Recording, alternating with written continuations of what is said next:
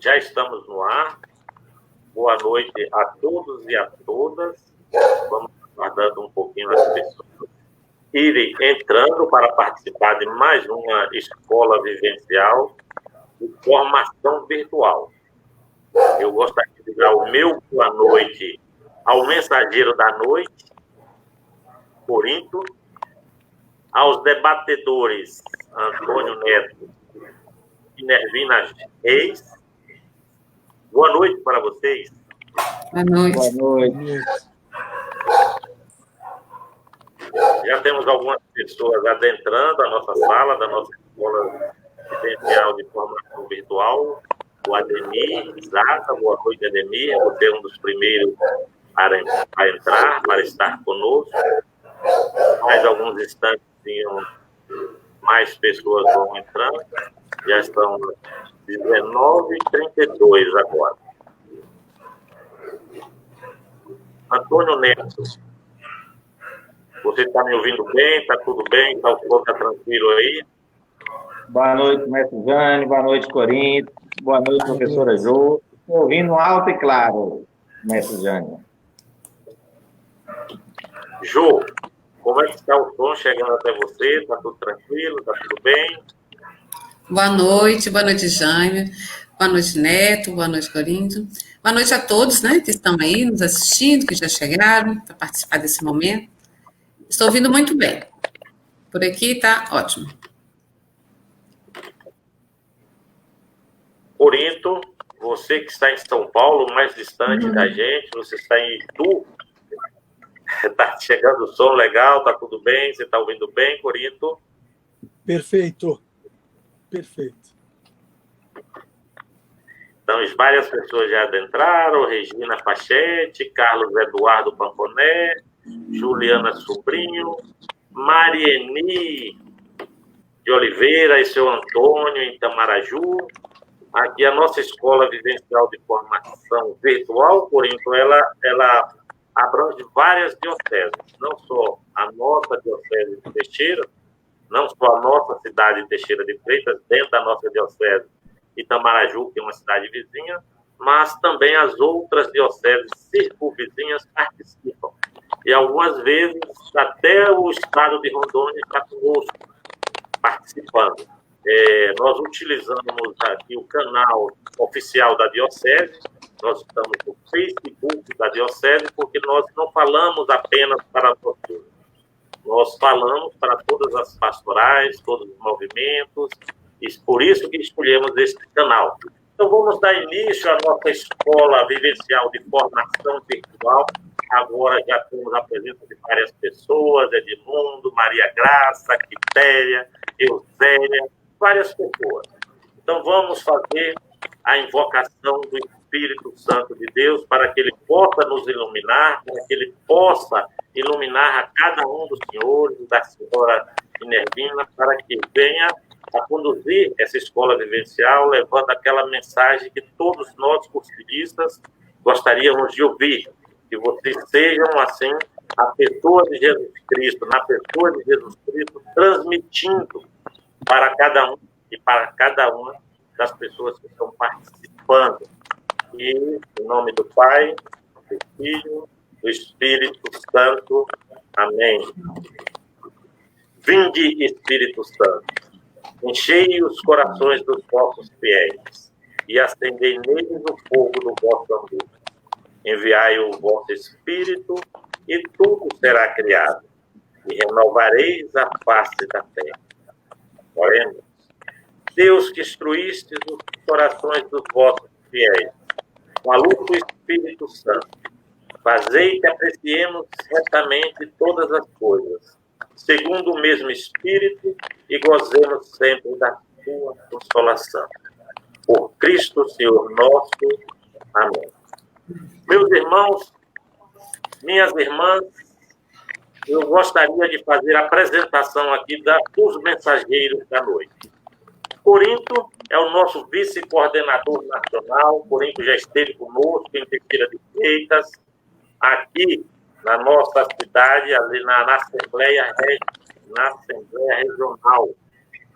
E Corinto foi o mensageiro daquela assembleia, esteve conosco pessoalmente em 2019, né, Corinto? Corinto reside na cidade de Itu, São Paulo, e é o vice-coordenador nacional. Corinto, boa noite, Corinto. Boa noite, saudações decolores a todos. Temos também nesta noite...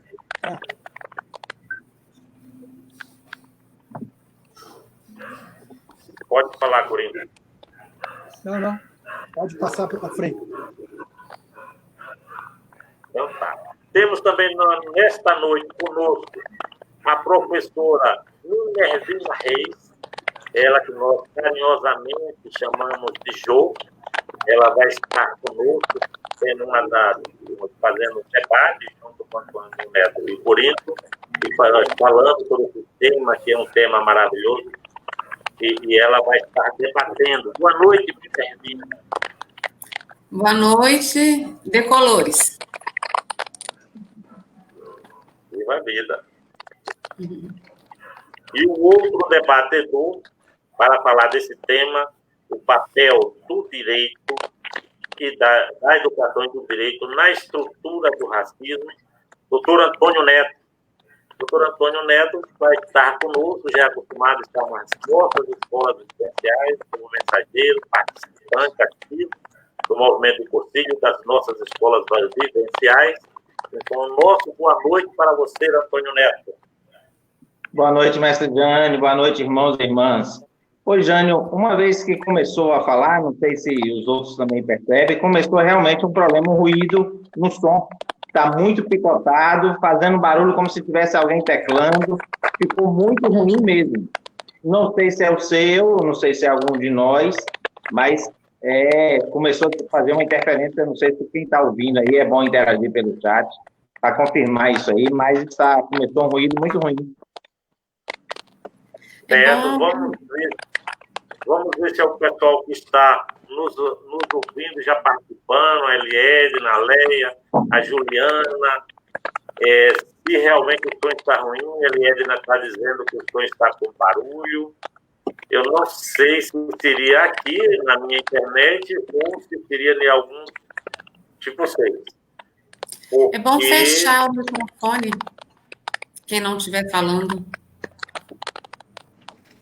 Vamos fechar então aí, o Neto, mais Minervinas e Corinto, só para fazer o teste aqui, rapidinho. Vou fechar o microfone de vocês para testar. Aí parou, né?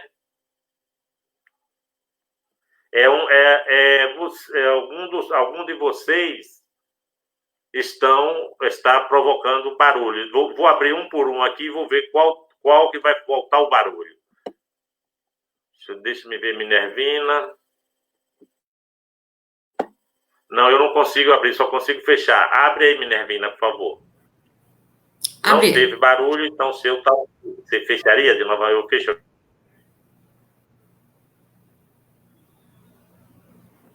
O meu tá ok? O meu tá ok? O meu som?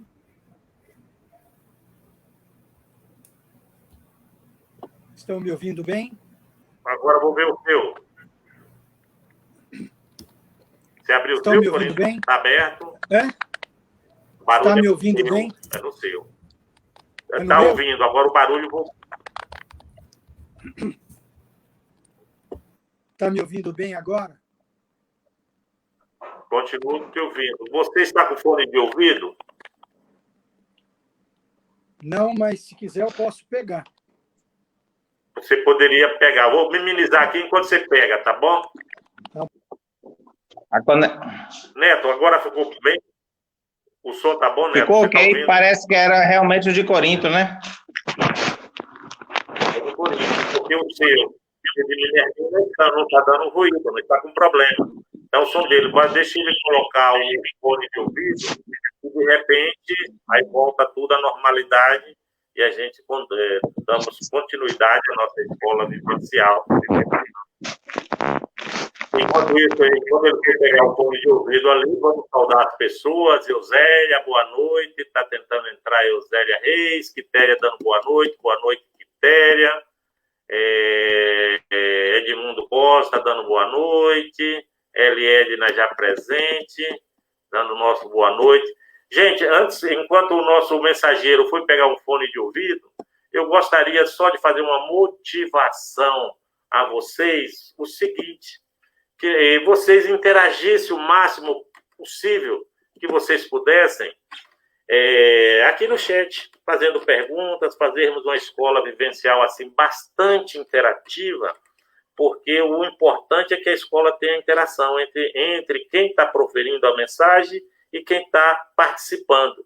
Se vocês fizerem as perguntas, nós vamos colocando aqui na tela, vamos fazendo essa interação, vamos participando, e que o objetivo maior da escola vivencial não é esgotar o assunto aqui, e sim provocar para que as pessoas se aprofundem mais, pesquisem mais sobre aquele tema que ela mais gostar, que ela mais achar interessante. Esse tema é um tema polêmico, eu estou vendo que Corinto já está ali, vou botar ele novamente. Olá, Corinto, vamos ver agora, eu vou fechar o microfone de Antônio Neto e vou fechar o microfone de Jô, que já está fechado. Corinto, agora você me ouve bem, sem ruído? O ruído continua, mas o que importa, vocês estão me ouvindo bem? Agora sim, não está tendo ruído. Então vamos lá. Aqui no chat, as pessoas estão dizendo que alguém poderia me dizer se vocês que estão participando se ainda tem ruído ou se está legal agora sim?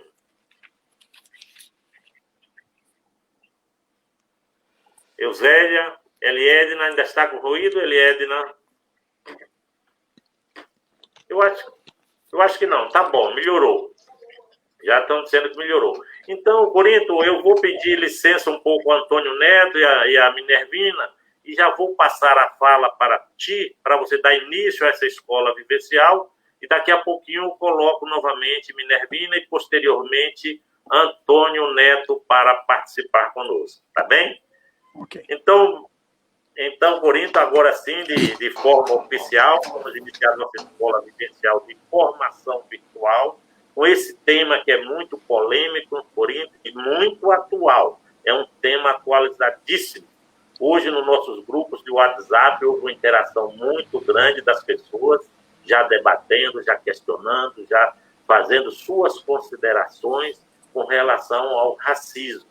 Então, a palavra, meu irmão, está contigo. Seja bem-vindo aqui à nossa escola vivencial, que você esteja à vontade. Sinta-se em casa, porque você já esteve aqui conosco, você nos conhece pessoalmente, então fique à vontade, Corinto. Eu vou te deixar sozinho e assim que você terminar a sua fala, aí eu retorno novamente trazendo a nossa irmãzinha Minervina, tá bem? Perfeito. Uma boa noite a todos, saudações de colores. Eu falo aqui em nome do GEM, mas eu gostaria de deixar algo bem claro. O GEM não quer impor absolutamente nada. O que o GEM quer é propor. E a proposta de hoje vem muito a calhar, porque o assunto, como o Jânio disse, é bastante polêmico, o papel da educação e do direito na estrutura do racismo. Racismo é muito complexo, é um tema muito complexo. Porque é um tema, apesar de complexo, ele é ao mesmo tempo necessário para se encontrar soluções factíveis, que faça justiça. E se a gente olhar em Mateus capítulo 5, versículo 6, ele diz muito categoricamente nas bem-aventuranças: felizes os que têm fome e sede de justiça, porque serão saciados. E tem uma oração muito utilizada nos cursilhos, quando antes das refeições se fala que Deus faça com que todos sintam a justiça, deem pão a quem tem fome e fome de justiça a quem tem pão.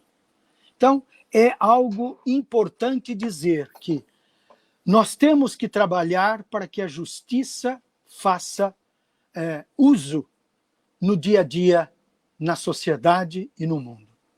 Entendo que o tema é importante, desde que não fique apenas na retórica, ou que tema legal, que tema bem colocado. Não.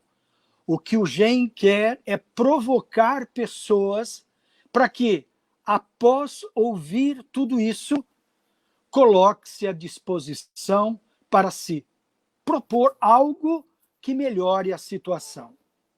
É preciso dispor de um tempo até meio exaustivo na busca de ações voltadas à conscientização. Racismo existe no mundo? Sim. Por mais que as leis garantam igualmente entre os povos. O racismo é um processo histórico que modela a sociedade até hoje, infelizmente. Somos todos racistas? Lamentavelmente, sim, por mais que tenhamos consciência. Vivemos numa sociedade alicerçada sobre estruturas racistas. No fim do mês de junho, o nosso querido irmão Antônio Neto abordou numa live na escola virtual o tema Diga Não ao Racismo. E eu participei. Maravilhoso. Me fez mudar até a percepção do assunto. E abordou com grande propriedade.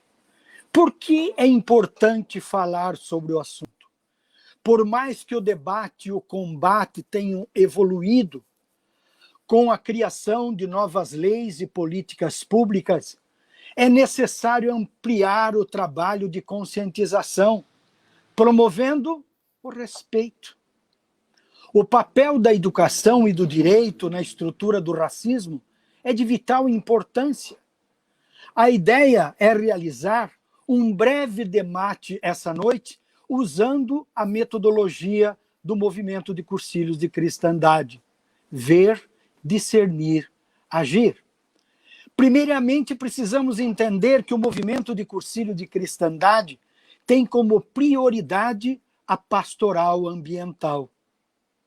E por que não implementar núcleos de comunidades ambientais para se debater sobre diversos assuntos, inclusive o racismo? Bem como as leis que amparam, até mesmo propor sugestões, não a nível nacional, mas a nível local, depois com o tempo vai se aumentando. Por que eu convidei e achei oportuno estar presente um jurista, Antônio Neto, bem como uma professora universitária? Por quê? É ali, no ambiente universitário, é que tudo começa. Até não porque, antes até, fazendo um trabalho com os pais, com os filhos, como crianças ainda, para debater o assunto. Aí você fala, nossa, Corinto, você está querendo ser sonhador. Aí no Nordeste, teve um bispo admirável. Eu tive pouca convivência com ele, mas dentro do movimento ele foi muito importante. Dom Helder Câmara. E ele usava uma frase que não era dele, era de um escritor espanhol, Miguel Cervantes, e dizia o seguinte: quem sonha sozinho é apenas um sonho. Quando se sonha juntos, é o começo de uma realidade. Ou seja, nós temos que começar a fazer algo.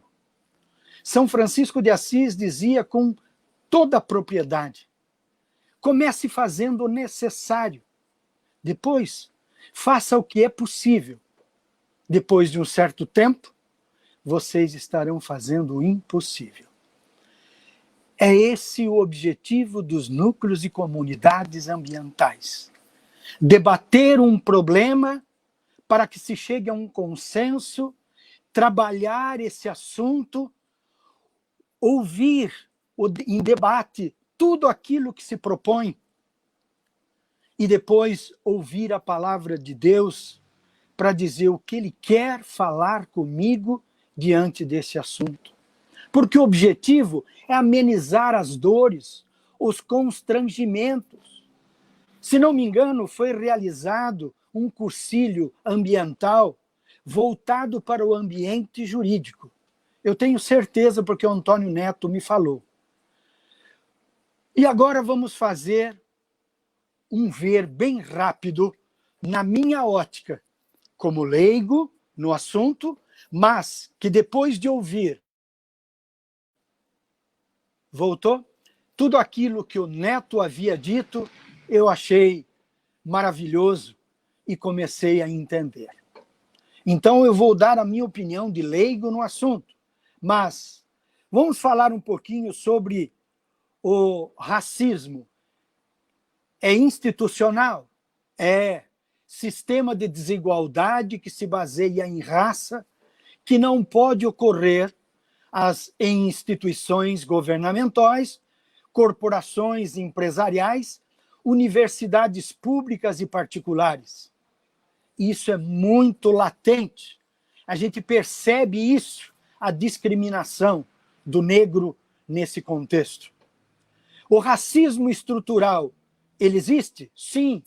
É a formalização de um conjunto de práticas, seja ela institucional, histórica, cultural, interpessoal, dentro da sociedade. E nós vivemos uma sociedade pautada no racismo, infelizmente, colocando grupo social ou étnico numa posição que goza de privilégios, prejudicando outros grupos, causando disparidades e constrangimentos. Por que racismo ele é estrutural?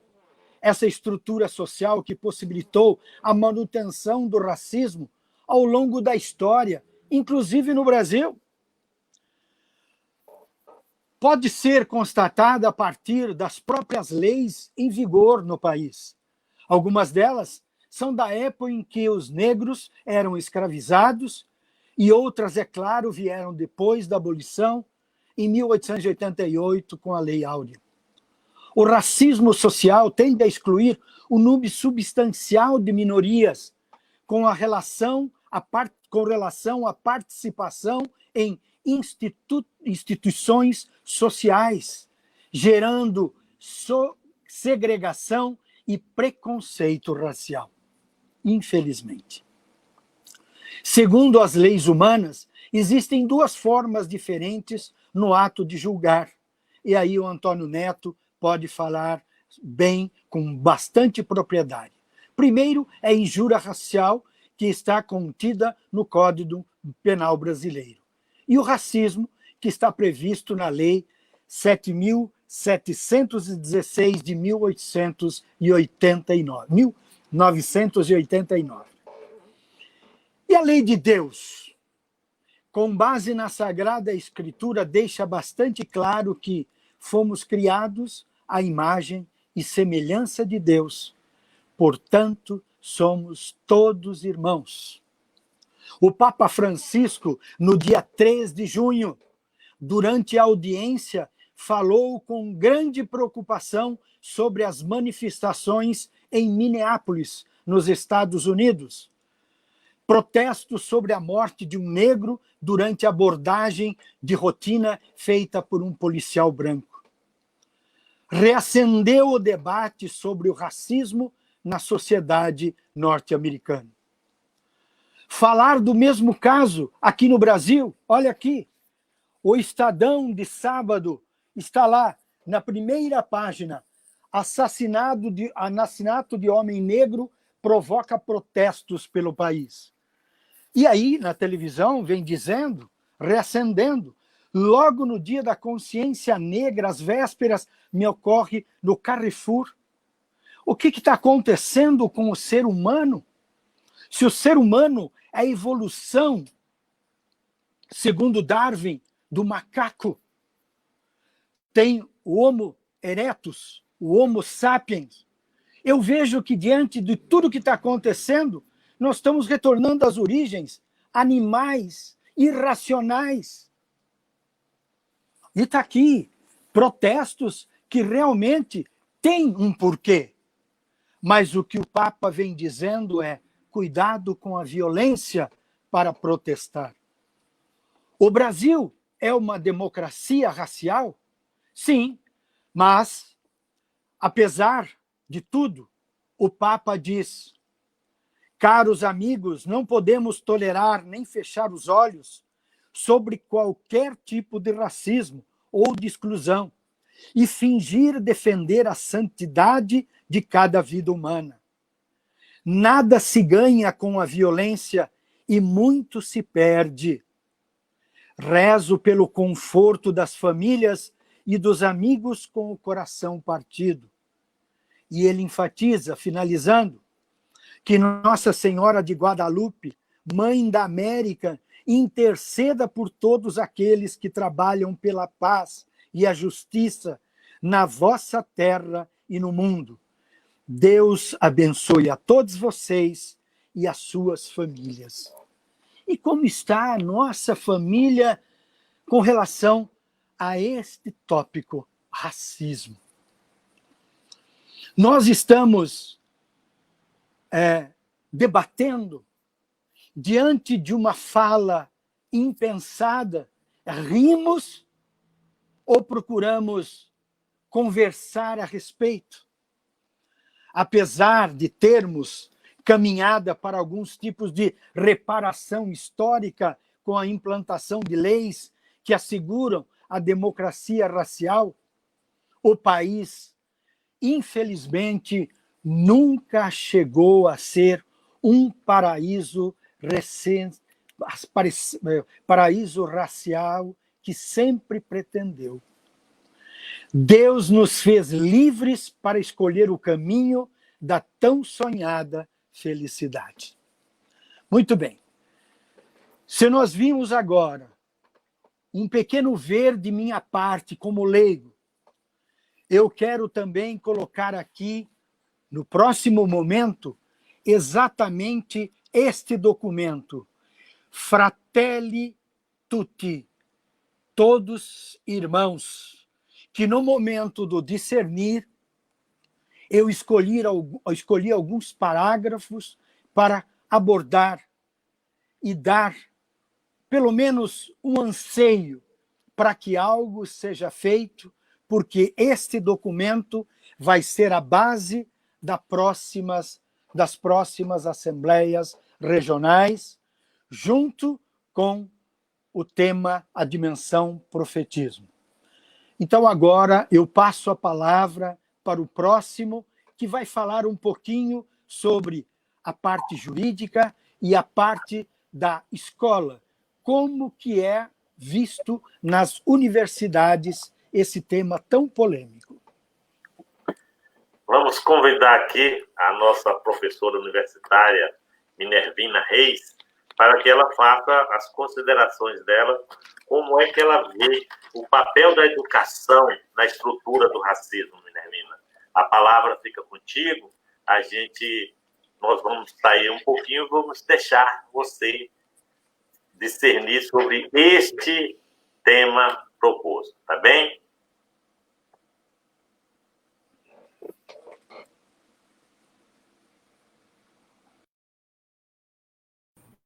Ok. Boa noite a todos que estão nos assistindo. Quero agradecer o convite para participar desse momento. É um momento tão importante, precisamos discutir essa temática, é fundamental. Não dá para permanecermos em silêncio. Um silêncio que sempre pairou sobre a sociedade brasileira, que é o tema do racismo. O racismo e a educação. Para falar sobre educação, eu quero começar colocando sobre a educação que nós iremos abordar nesse momento. É o papel da educação na estrutura do racismo. Primeiro, nós temos que lembrar que o processo educacional vai muito mais além do que o aspecto instrução. A educação é um processo amplo e contínuo. E vai muito mais além do que o conteúdo que está ali, proposto para cada série, para cada currículo. A escola é um meio importantíssimo da estruturação da sociedade, da construção de novos conhecimentos, elaboração de novos conhecimentos e também da reformulação de uma sociedade, das relações sociais. Então, a escola, ela está interligada a essa sociedade. Ela influencia a sociedade e é influenciada pela sociedade. E nesse movimento escola e sociedade, nós temos que ter uma certeza que não existe uma proposta educacional neutra.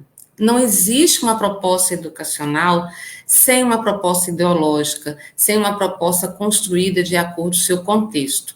Então, a gente sempre precisa questionar o que se pretende com aquela educação, o que se pretende com aquela proposta pedagógica. Porque, consciente ou não, o professor, a estrutura da escola, ela está a serviço de uma sociedade. Então, há um objetivo por trás de cada ação.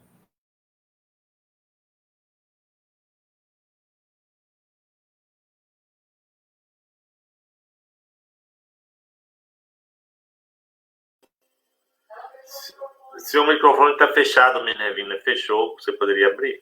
Ó, mas está desde que hora fechado será? Mas ouviu? Não, só foi agora. Agora. Ouvimos tudo. Tá certo. Então tá.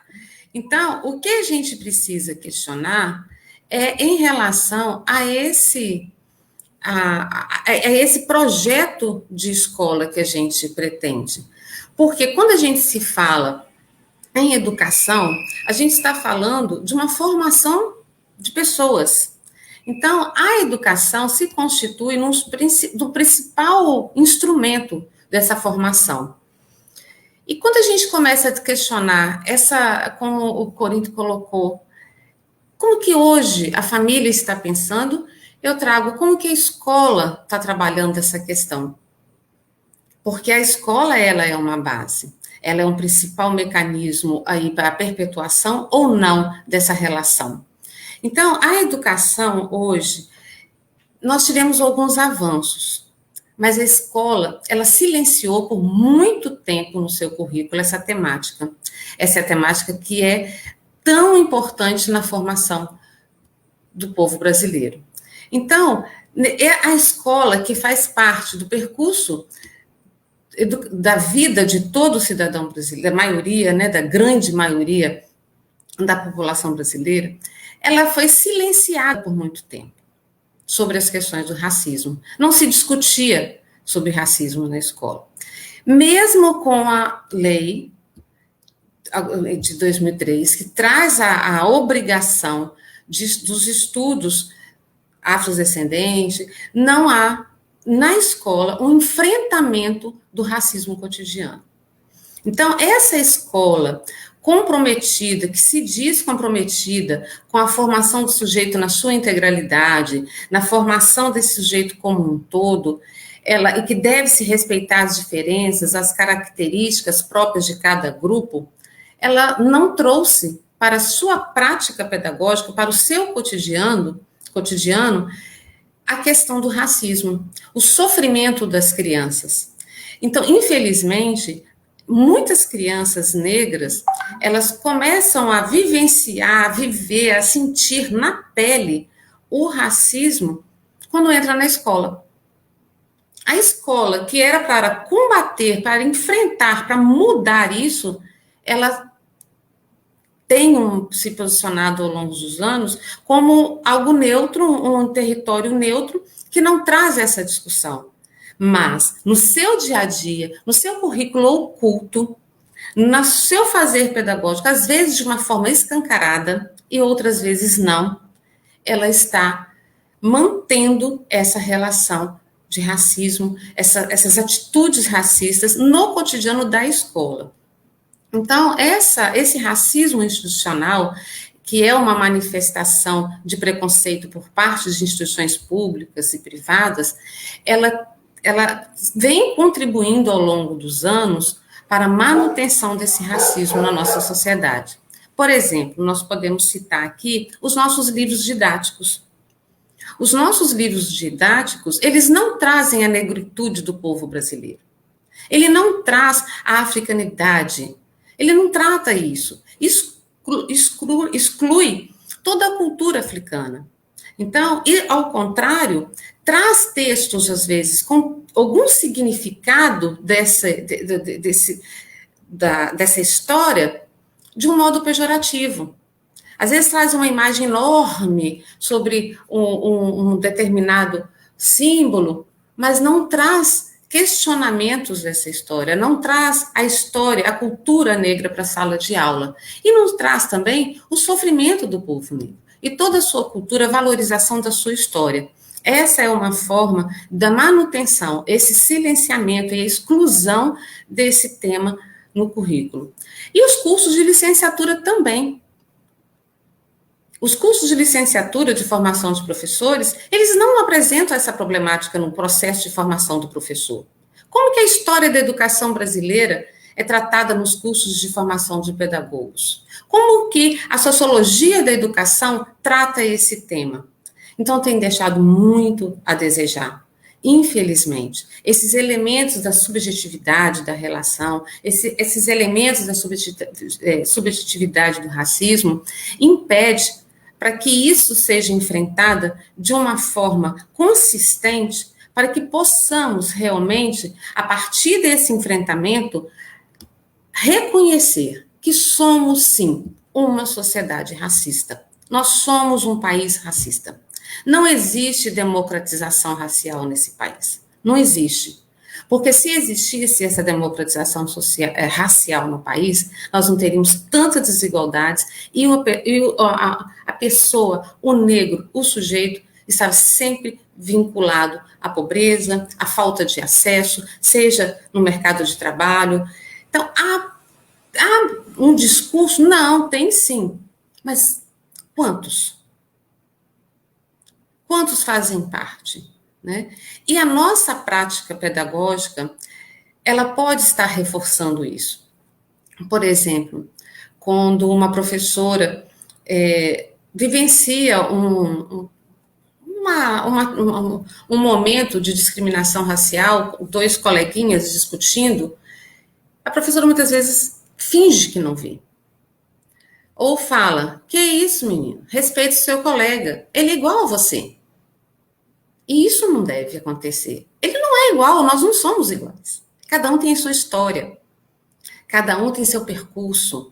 O que se precisa é discutir o que é isso. Né? Porque quando você fala, não, deixa isso, não faz isso, você está camuflando. Não, mas você tem que respeitar ele porque somos todos iguais. Essa frase, o seu colega é igual, encobre todas as nossas diferenças. Encobre que cada um, o povo tem a sua história e cada pessoa tem seu percurso de formação, o seu percurso de vida. Então, a escola, muitas vezes é apontada pelas crianças, as crianças negras, as crianças indígenas, as crianças pobres, como um ambiente hostil. Elas não são felizes na escola. Daí, o índice altíssimo de evasão escolar. Os próprios livros didáticos evidenciam a história contada pelas questões europeias. Mas não traz a cultura negra, não traz a historicidade africana. Então, essa omissão do negro na formação cultural do Brasil, isso acaba excluindo. A criança não se vê na escola, ela não se percebe no currículo da escola. Né? E isso contribui para que os brancos acabam fortalecendo essa concepção de superioridade na formação do nosso país. E isso precisa fazer parte da prática pedagógica da escola. Não dá para a gente ter um projeto conservador de educação, de um projeto de um país onde que se diz democrático, mas que não trata dos seus problemas como se deve. Então, o que a gente percebe na educação, infelizmente, é que a estruturação dos currículos, dos conteúdos, sempre foi numa perspectiva europeia. Então, centrado mesmo numa visão histórica de um povo branco, como sempre tentando, né, branquear a história. E a escola não dá mais para aceitar isso. Mesmo com a lei 10.639, que foi uma conquista importantíssima, que na expectativa mesmo na perspectiva mais democrática e diversa, que teve uma participação muito grande dos movimentos negros, não foi uma lei que foi construída sem essa intervenção, sem as manifestações dos movimentos, foi uma luta mesmo, que foi a obrigatoriedade, né, de conteúdo sobre história e cultura africana, afro-brasileira, nos currículos de educação básica. Só que, infelizmente, a simples abordagem de conteúdos não é suficiente. Não basta inserir a proposta por meio de uma lei. É preciso que coloque também essa representatividade em outros temas, em debates do dia a dia. Não podemos trazer uma inclusão a partir de uma lei desses conteúdos, se no dia a dia a escola continua sendo uma reprodução de desigualdade racial. É uma incoerência. Então, investigar, discutir, trazer essas verdades e inverdades sobre o povo negro é um meio de um reconhecimento, né? Então, as pessoas, elas omitem essas discussões. Mas é culpa do professor? Não, não é culpa do professor, porque o professor foi formado dessa forma. Então, a base da formação dos professores também é essa. Então, muitas vezes, é melhor fingir que a gente não vê. É melhor ignorar. É melhor deixar para lá.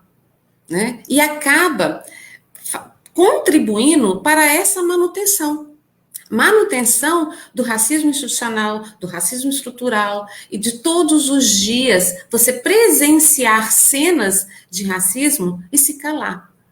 Então, precisamos observar, nós professores, precisamos sim participar dessa luta diária, não podemos mais ter essa visão ingênua que não existe racismo, não é ingênua porque tem toda uma questão política, econômica por trás, porque você falar sobre racismo é você falar sobre economia, é você falar sobre questões ideológicas, sobre questões políticas, não é só você discutir de trazer uma proposta pedagógica onde que você inclui todos, mas a gente precisa discutir o que está sendo incluído, quem é que está ali, porque senão corre o risco da banalização dos fatos, né? Aí vem a questão que você acaba não levando em consideração todos esses fatores históricos, vem com uma ideia de que é o vitimismo, que hoje está muito presente, né?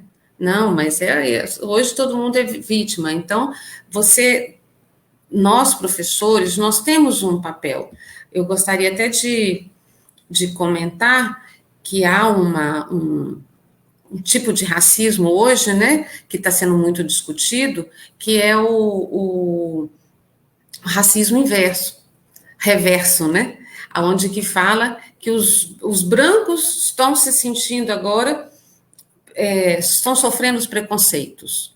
Então, é como que, não, mas os negros também, eles discriminam os brancos. E esse racismo, ele vem para justificar. E isso é muito sério, porque são histórias completamente diferentes. Primeiro que esse racismo inverso, quando alguns aí justificam e falam que não existe, que é vitimismo, que também sofre. Ah, eu também sofro racismo. Que racismo que você sofre? Como que é? Como que isso acontece? Qual a periodicidade disso? Porque nós temos que levar os fatores históricos. E primeiro a gente tem que considerar que o que o negro sofre no racismo não é muito mais além do que uma ofensa verbal. A ofensa verbal, infelizmente, muitos até ignoram. Não, mas é um racismo que está presente em questões de emprego, questões salariais, questões de oportunidades, questões de estudo, violência física. Então, é preciso levar isso em consideração, porque esse racismo, que agora as pessoas, a nossa sociedade atualmente está falando muito, é uma reação, é uma reativa. Então, muitas vezes, é uma reação ali imediata. É totalmente diferente do racismo que o negro sofre. Né? Então, a gente não pode considerar e aceitar esse tipo de fala, porque esse tipo de fala está querendo reverter, está querendo mudar os papéis, e não é por aí, a gente não cabe isso na nossa história. Seria um grande absurdo a gente aceitar isso como algo natural. Eu gostaria de encerrar minha fala trazendo uma concepção de que essa falsa harmonia, né, da sociedade brasileira, para mim chega esse mito de uma democracia racial, essa convivência harmônica entre negros, índios, brancos, portugueses e tal, não é de agora, a gente sabe disso. Por exemplo, o livro Casa Grande Senzala, de Gilberto Freire, ele traz essa relação dessa falsa harmonia, e isso a escola acabou incorporando, né? Mas que não podemos aceitar mais. Não podemos aceitar, e a escola, mesmo com essa obrigatoriedade do ensino da história e da cultura afro-brasileira, ela precisa trazer essas discussões para o seu dia a dia, para que possa realmente acontecer uma educação antirracista. O que não basta? Eu não sou racista. Isso é muito pouco. Nós temos que promover uma educação antirracista. É uma educação que não permite, que se sente ferido também quando você vê uma ação dessa. É uma educação do afeto, é uma educação que você sente afetado mesmo quando o outro é atingido. É essa educação antirracista que precisa fazer parte dos nossos currículos escolares. É uma educação onde que você não tenta ali o tempo inteiro justificar, não, mas não é racismo, não, isso aí não, isso aí agora tudo virou racismo. Antes a gente poderia fazer essas brincadeiras que ninguém sentia. Mas brincadeira, só você que tem direito de brincar, a gente tem que conversar isso com nossas crianças. Aonde que está a graça dessa piada? É não aceitar. Onde que está a graça dessa piada? Que é muito comum na nossa sociedade, usar todos os tipos de linguagens, né? E falar, não, mas isso é brincadeira, ele que está aí cheio de mimimi e levanta a mão. Antes não era assim. Não era assim, todos sempre sofreram. Agora nós temos que reconhecer isso e não permitir essa prática na sala de aula. Não dar mais para você aceitar um grupo de alunos com linguagens que ofendem, com discursos, com brincadeiras e fazer de conta que não está vendo. Nós precisamos de um currículo com uma educação antirracista, que vai muito mais além de uma legislação. Porque eu tenho certeza que qualquer mudança nessa sociedade, a banalização, ela acontece quando no dia a dia a gente começa a considerar tudo muito natural, o normal. Não podemos mais aceitar essa normalidade. Eu acho que é uma educação em defesa da vida. Então, nós temos que promover uma educação antirracista e uma educação a favor da vida. é da vida dos nossos irmãos, é da vida do outro, é do todo. Então, toda vida, todos, né? Então, não podemos dar mais lugar a uma pedagogia que não inclui, mas uma pedagogia que exclui, não podemos. Nós temos que dar lugar a uma pedagogia que inclui, uma pedagogia que acolhe, e uma pedagogia que enfrenta os problemas, que traz um discurso, aonde que esse discurso não é mascarado, aonde que esse discurso, ele sabe sim que a gente tem preconceitos durante o dia, no cotidiano, e nas escolas tem preconceitos, seja entre professores, funcionários, e principalmente entre as crianças, e nós temos que fazer a nossa parte, e a nossa parte é trazendo para o nosso currículo, trazendo para a nossa prática pedagógica esses problemas, é debater. Nada vai ser resolvido se não trouxermos para o nosso dia a dia esses indicadores de violência. Então, eu gostaria de encerrar com uma fala que não podemos nos omitir mais. A educação precisa reconhecer, muitas vezes, essa educação que é falada, que está a favor da criança, muitas vezes ela está negando os direitos da criança. Muitas vezes ela está excluindo a criança. E a gente precisa reconhecer. Primeiro ponto é reconhecer. Nós temos que reconhecer que a nossa instituição escola, ela promove, sim, o racismo. Nós precisamos reconhecer que a história da educação, ela tem muitos marcos, muitas resoluções, muitas leis que reforçam o racismo estrutural. E esse racismo estrutural, ele vai ser combatido no nosso dia a dia com a nossa prática pedagógica. Uma prática pedagógica que é anti-racismo e que promove uma educação e uma formação do sujeito que valoriza a vida, que valoriza que todos tenham uma oportunidade e que possam fazer as suas escolhas. Nós não podemos permitir que as nossas crianças não façam escolhas. Então, é nesse sentido que a gente tem que lutar por uma educação. Jo, a gente fica assim, agradecidíssimo pela sua participação, onde você falou sobre o papel da educação, né, na estrutura do racismo. E aí eu vou te pedir para você tomar uma águazinha, porque a nossa escola está, como diz os jovens, está bombando, várias pessoas interagindo, várias pessoas questionando, e daqui a pouquinho a gente vai fazer essa interação, jogar na tela para a gente estar fazendo esse debate. Mas antes disso, Jô, vou te deixar descansando um pouquinho e vou passar a palavra para o nosso amigo Antônio Neto. E Antônio Neto vai falar para nós agora sobre o papel do direito na estrutura do racismo.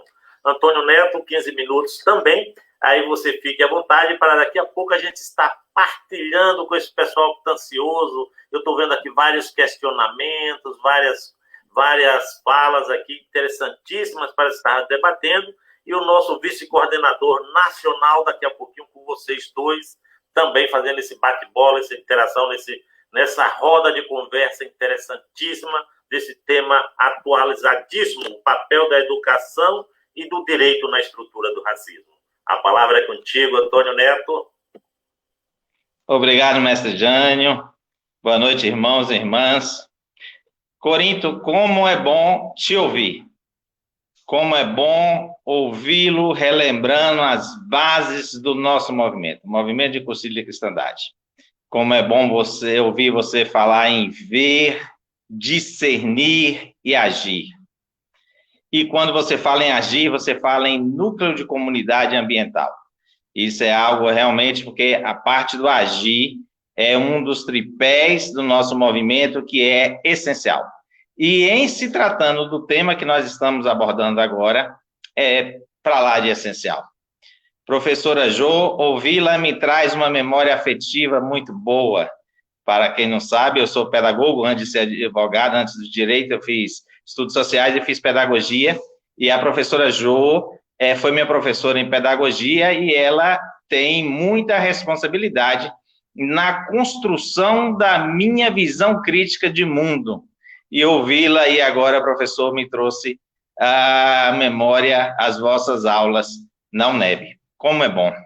Bom, nós estamos falando aqui de racismo estrutural, de como o direito e a educação são base nisso, e eu digo uma coisa para iniciar. Eu digo, estamos tratando aqui de um dos temas mais difíceis de serem tratados. E explico por quê. Porque existem algumas lendas que são muito consolidadas no inconsciente coletivo do nosso Brasil, que é um dos países mais racistas da face da Terra. Que lendas consolidadas existem hoje em nossa sociedade? Primeira delas, a lenda de que não há racismo nesse país.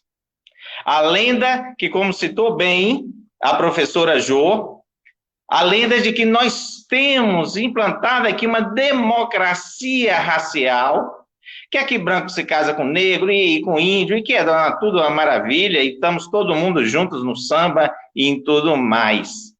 A lenda de que não existe racismo nesse Brasil, e eu digo uma coisa, boa parte das pessoas que estão nos ouvindo e nos acompanhando acreditam nisso, e não é uma parte pequena, é uma parte muito grande. E por que é uma parte muito grande?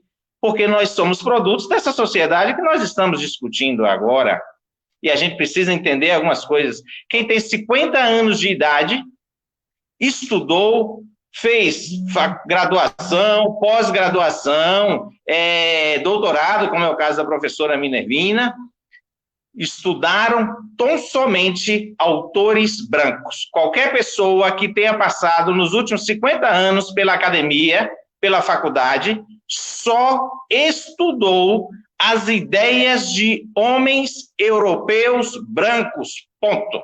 Fato.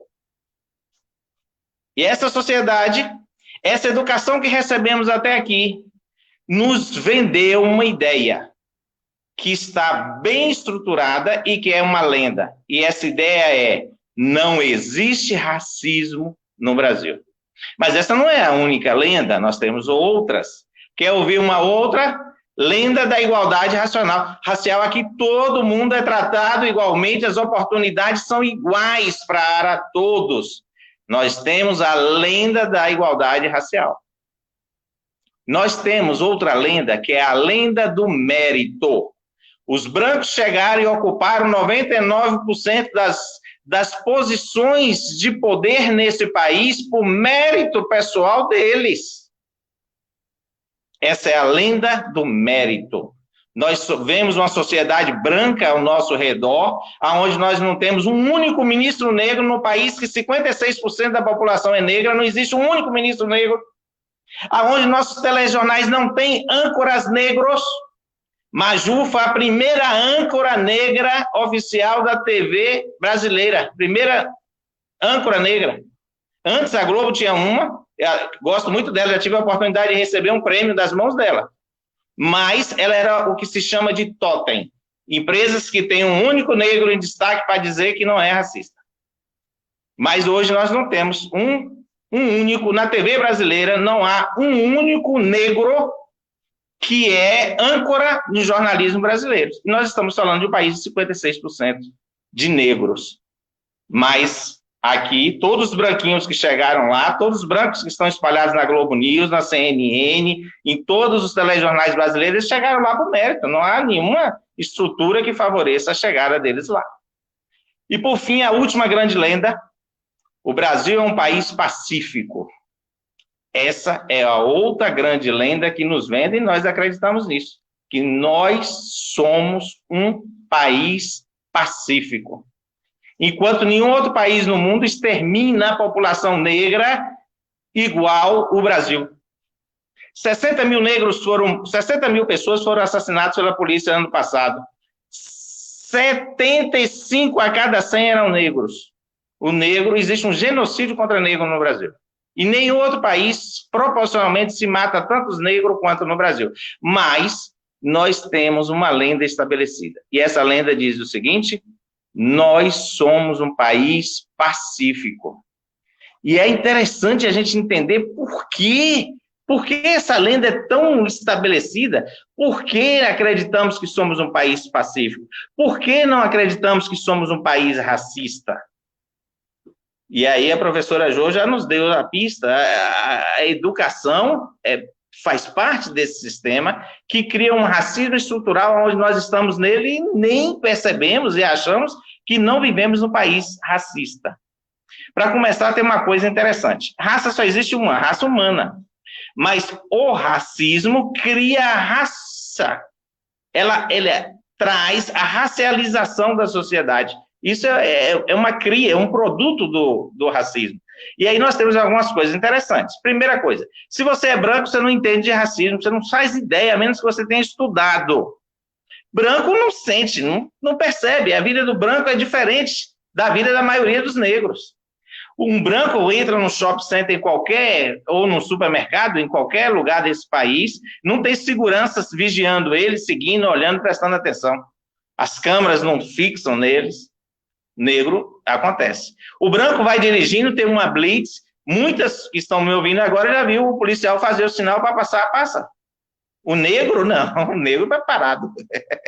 O policial viu lá, alguém é um negro que está dirigindo, ele não tem esse privilégio que o branco tem. Agora, o que é interessante é, a branquitude, o ato de ser branco não faz com que as pessoas percebam diferenças em oportunidades ou diferenças de tratamento que eles obtêm no dia a dia. O branco não se percebe como branco, e na hora que ele ouve falar em racismo, ele avalia duas coisas. Primeiro, ele nunca testemunhou, ele nunca sofreu, ele não sabe do que se está falando. Segundo, ele não se considera racista. 9 a cada 10 brancos não se consideram racistas, em que pese viverem práticas racistas, reproduzirem inconscientemente o racismo no seu dia a dia, mas não se consideram racistas. Então, se eu nunca vivi racismo, eu não me considero racista, racismo não existe. Esse é o raciocínio. Eu não sou racista, então o racismo não existe. Esse é o raciocínio da maioria das pessoas. Mas o que precisamos entender é o seguinte: começa lá pela educação. Foi muito bem tratado aí pela professora Jo. Ora, vamos só pegar uma coisa simples. Quando a gente passou e ouviu falar de escravos, se dizia o seguinte: os negros eram escravos. O simples ato de você chamar o negro de escravo já é uma coisa estranha, já é uma coisa que a educação já está mudando isso. Porque quando você diz escravo, você está colocando um jeitão de ser da pessoa, aquela pessoa é escravo. Olha como a educação já está abordando isso de maneira diferente hoje. Hoje já está dizendo, o negro foi escravizado. Escravizado é diferente de escravo, porque na hora que você escuta escravizado, pressupõe que alguém o escravizou, que ele foi subjugado por uma raça, ele foi subjugado por outras pessoas, e quem eram essas outras pessoas, com que interesses, então você já abre espaço para discussão. Isso, quem tem menos de 50 anos não vivenciou, quem viveu até hoje aqui no Brasil, nunca vivenciou uma abordagem diferente na educação. Daqui para frente, as coisas estão mudando, e esse é um movimento que já começou e não vai parar. Mas e o direito? Onde é que o direito entra na questão da estruturação do racismo e no suporte, o que eu digo para vocês? Se não fosse o direito, não existiria o racismo estrutural tão bem posto como está hoje. O direito é o que assegura isso. E ele começa a fazer o papelzinho dele lá no início. Na época que os negros eram escravizados nesse país, o direito, porque a gente precisa entender o direito sobre 4 aspectos. O primeiro deles é o seguinte: é o direito como senso de justiça.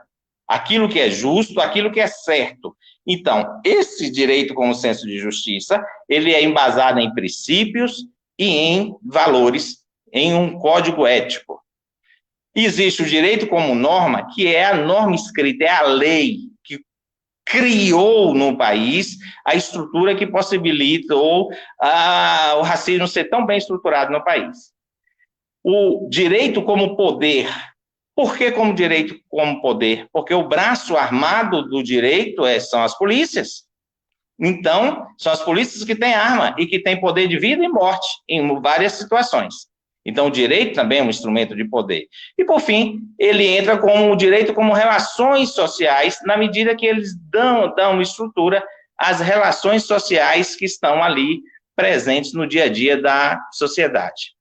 Uma vez, quando se houve a abolição da escravatura no Brasil, o direito antes já regulava a escravatura, porque o escravo era coisa, ele era res, ele era comercializado, existiam leis que asseguravam o direito de quem possuía escravos a tê-lo como propriedade. Um escravo era considerado um ser movente. Ser movente é como o direito chama um cavalo, um boi, um cabrito, um ser que anda, que se mexe. O direito equiparava o escravo a pessoa escravizada era equiparada aos animais, serem moventes e eram propriedades de alguém. Mas aí vem a abolição da escravatura e o direito começa a fazer o papel dele para assegurar que os negros jamais viriam competir socialmente com os brancos. Qual é a primeira coisa que o direito faz? Proíbe que os negros tenham terras. E como que ele faz isso?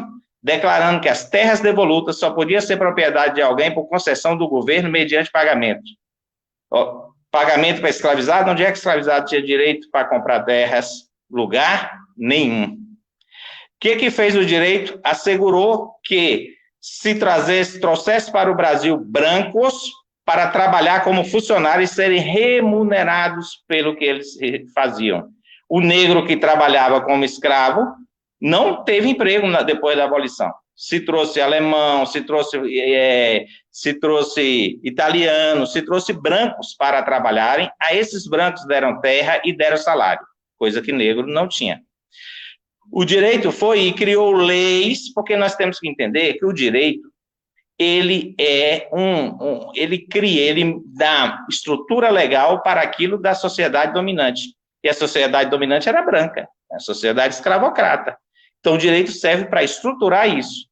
Qual foi o outro mecanismo que o direito fez para assegurar que os negros não tivessem chance de ascensão social no Brasil? Era proibido que negros frequentassem a escola. Esse foi um segundo ponto. Mas não bastava por aí. O direito criou uma coisa que chamava Lei da Vadiagem.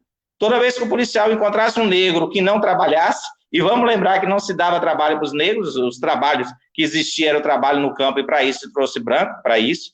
Toda vez que um policial encontrasse um negro e ele não tivesse um emprego, ele poderia ser preso por uma lei que se chamava Lei da Vadiagem, que ficou vigente até poucas décadas atrás. Uma coisa inacreditável.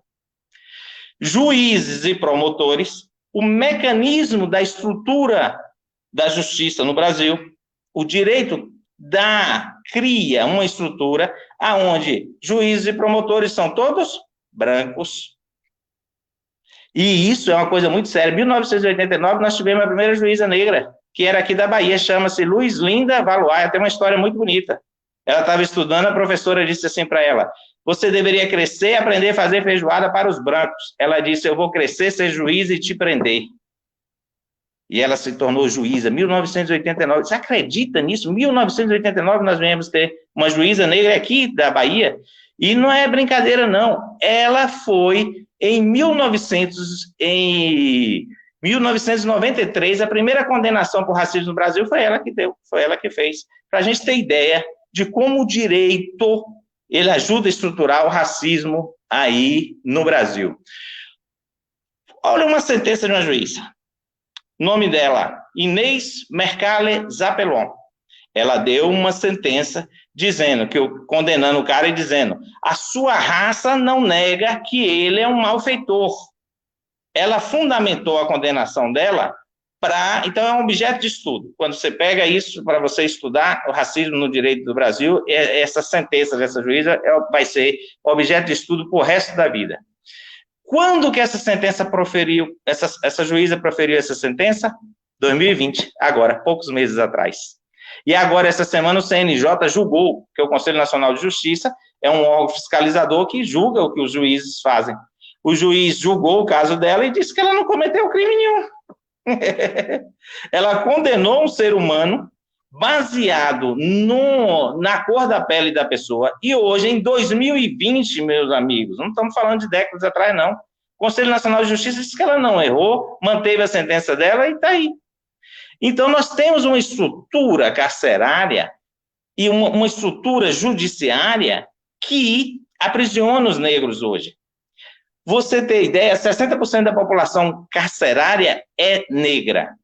Quando você pega uma tipificação só, dentro dessa população carcerária, que é o que mais prende, que chama-se drogas, 71% dos condenados por crime de droga, 71 a cada 100 são negros. Será que só os negros são traficantes? Será que só eles são presos? E eu vi um estudo muito interessante que um negro, em torno de 120 gramas de drogas, ele é condenado por tráfico de droga. Um branco, para ser condenado por tráfico de droga, ele tem que ser pego pelo menos com 1 quilo de drogas. 1 quilo de droga. Então, nós temos algo está errado. Nosso sistema judicial está encarcerando os negros e somente os negros. Os brancos estão tranquilos.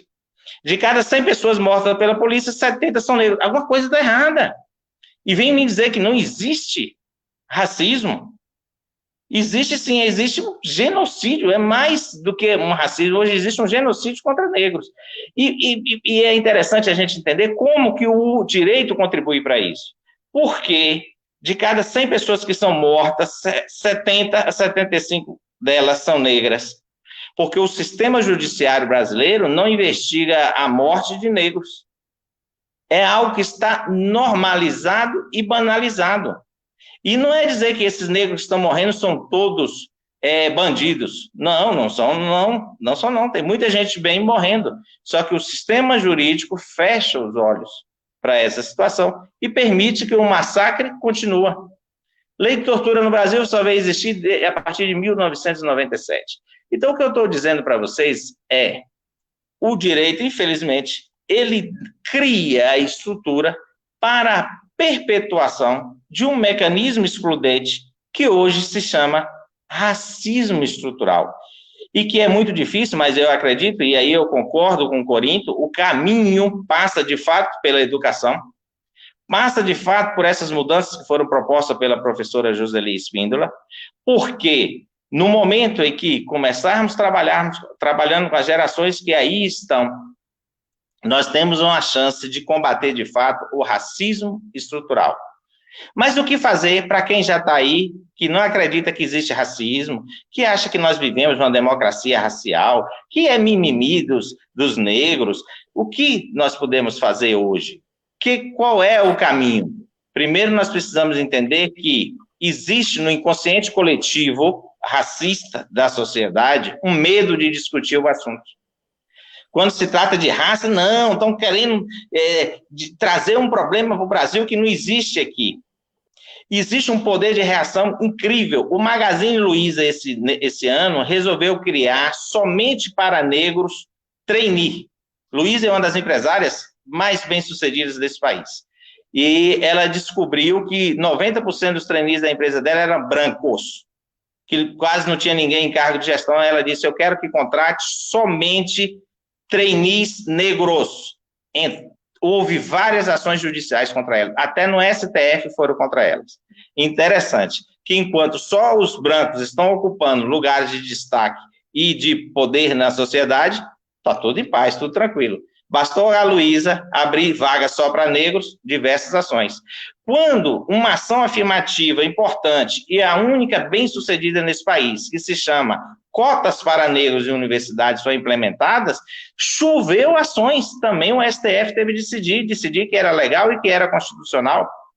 Então, o que acontece? A sociedade hoje, ela tem medo de discutir, ela procura reagir juridicamente toda vez que você tem alguma política de inclusão de raças. E o que nós podemos fazer? Nós podemos fazer é ter, de fato, uma postura antirracista. A cada situação de racismo que a gente vê, a gente apontar o dedo. Por isso, hoje eu já sofri um desgaste imenso em todos os grupos que estão aí, porque o que não falta é neguinho postando fotos de negros dizendo que não existe racismo, e aquelas teorias que são aparentemente bem elaboradas, mas se você vai olhar de perto, você vai ver o negacionismo, a negação do racismo. Então, toda uma situação conflitante. Por quê? Porque as pessoas não acreditam que existe racismo no Brasil. O que nós podemos fazer como movimento? Aí eu fecho com meu irmão Corinto. Através de núcleos de comunidades ambientais, A gente está abrindo discussões cada vez mais. E eu desafio a você que não acredita que exista racismo no país, a ler mais, estudar mais e se apropriar desse tema que é importante, para você deixar de ser um mecanismo de perpetuação da lenda que não existe racismo no país. Meu caro Jânio, volto a palavra para você para responder eventuais perguntas. Ok, Antônio Neto, estou trazendo novamente os outros mensageiros aqui. Temos vários questionamentos, várias pessoas aqui que estão participando, interagindo. Nosso irmão Luiz Lula Vasconcelos está mandando um abraço para Corinto. Eu tenho um questionamento aqui também do nosso irmão Edmundo. Eu vou jogar aqui para a gente ver rapidinho e a gente socializar esse primeiro questionamento. Uma indagação: como busca de resposta à ausência de cultura negra nos currículos pedagógicos não se deve ao fato de que negro, como homem na história, reflete sempre uma cultura da escravidão? Essa fica aberto, algum de vocês pode responder para o nosso irmão Edmundo esse questionamento. Fique à vontade. Jânio, cortou a sua fala na hora da pergunta. Tá aqui. Agora colocou aqui. Uhum.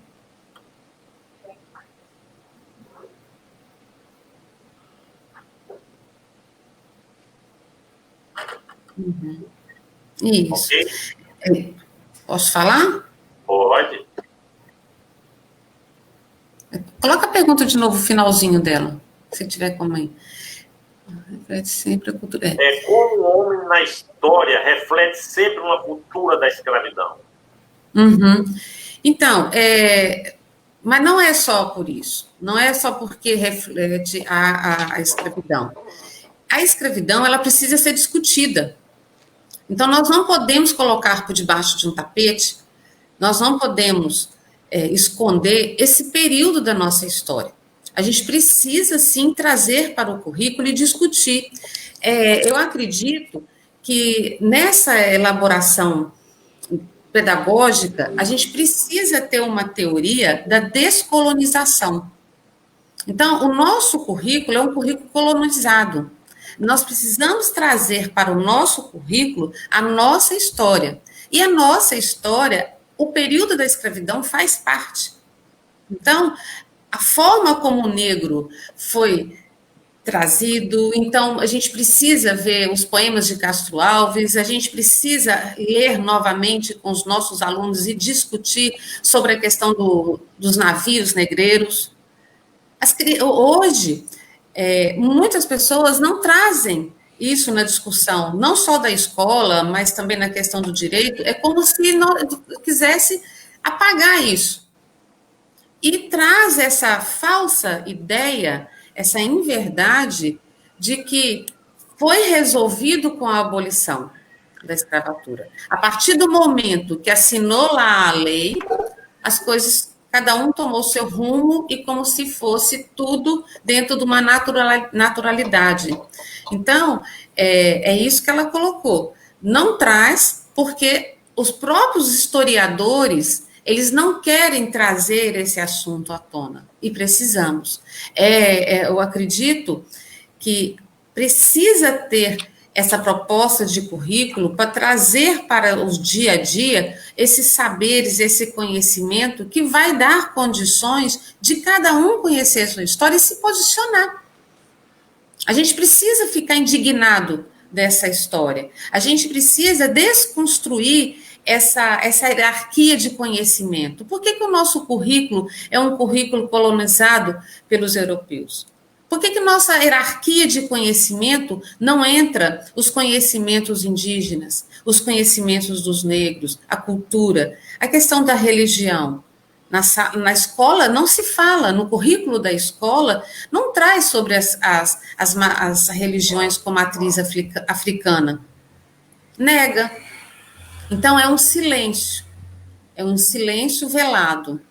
Então, a gente precisa, acho que como professor, a gente precisa de materiais que tragam textos, que tragam material para uma proposta pedagógica aonde que seja diariamente uma luta pela descolonização da educação.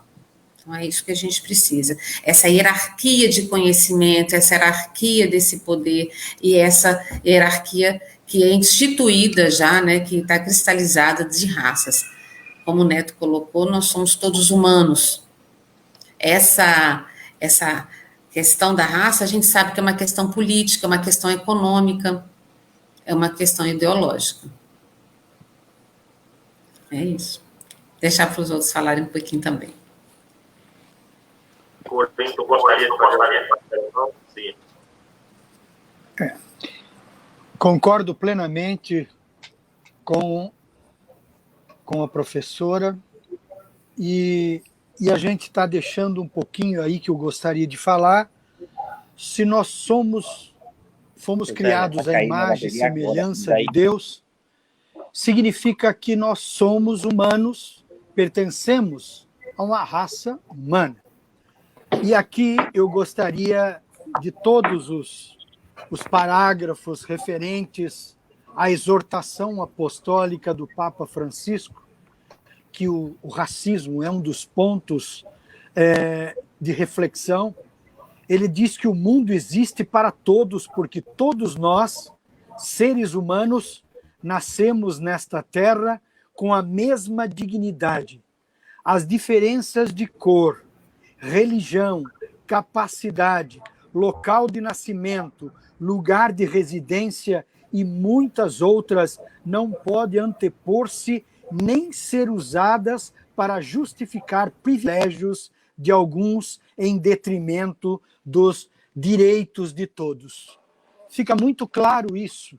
Se existe uma única raça, que ela é humana, eu volto a dizer que o cristão, não estou falando que ninguém mais possa interferir, não, mas o cristão que é consciente, o cristão conscientizado, ele precisa entender que alguma coisa precisa ser feita.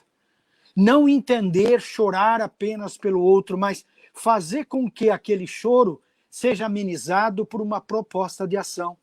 Senão aquilo que eu disse fica na retórica, fica apenas na fala e não se propõe absolutamente nada. Por isso que o movimento de Cursilhos, ele propõe, e muita gente não entende ainda o porquê dos núcleos de comunidades ambientais. Não é somente para rezar, não é um momento só de cursilistas, é um momento de trazer pessoas que vivem a realidade que vive, os reveses da vida, que se complica para as pessoas, complica para todo mundo. Significa o quê? Um assunto que pode, diante de um diálogo, um debate, chegar a ações corretivas. É isso que a proposta do movimento de Cursilhos. Então, se o próprio Papa ele está percebendo, e o Papa ele é visto como uma pessoa complicada, é porque ele está mexendo com as pessoas que estão enraizadas no poder. Então significa o quê? Os conservadores, não importa, o que precisa é entender qual é o significado da proposta de núcleos de comunidades ambientais. E eu tenho um livro aqui que eu procuro sempre falar quando eu comento sobre núcleos de comunidades ambientais. Minha esposa e eu fizemos parte da Pastoral da Juventude na década de 90, e eu conheci um padre chamado Padre Jorge Boran, que ele escreveu esse livro, O Senso Crítico e o Método Ver, Julgar, Agir, que é exatamente o método que nós falamos. E toda vez eu procuro falar, porque a gente procura sempre o mais fácil. É essa a pura verdade. Por que os núcleos não funcionam? É mais fácil ir lá no núcleo, se reunir para rezar, tal, todo mundo volta para casa e fica por isso mesmo. E a mesmice continua. Então ele diz uma frase muito bem.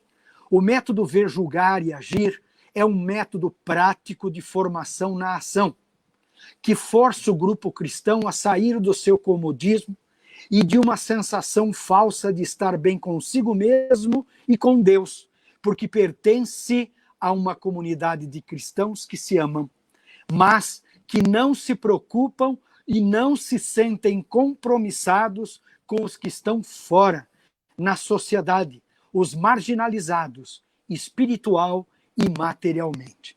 Então, essa sensação falsa de transformar a nossa comunidade como um gueto de cristãos, ou seja, é aquele grupinho que se reúne toda semana, todo mês, toda semana, e daí no Natal, nossa, se reúne, aquele jantar, a troco de quê?